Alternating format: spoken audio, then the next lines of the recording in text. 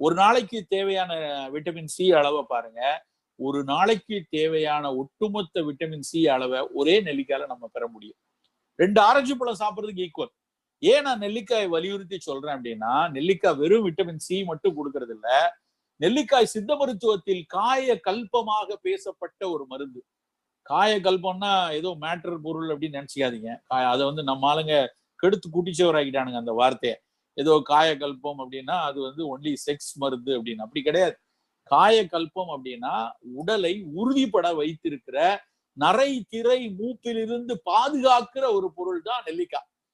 அந்த நெல்லிக்காய் வந்து இப்ப சீசன் வந்து மே, ஜூன், ஜூலை எல்லாம் கொத்து கொத்தா கிடைக்கிறது. எல்லா இடத்துலயும் நெல்லிக்காய் விளைந்து கிடைக்கிறது. நாம தேடி தேடி வாங்கணும் இந்த நேரத்துல. ஏன்னா அந்த நெல்லிக்காய் வந்து ஒரு விட்டமின் சி மட்டும் கொடுக்கறது இல்ல, அதுல இருக்க ஃபீனாலிக் காம்பவுண்ட், அதுல இருக்கக்கூடிய டெர்பினாட், எத்தனை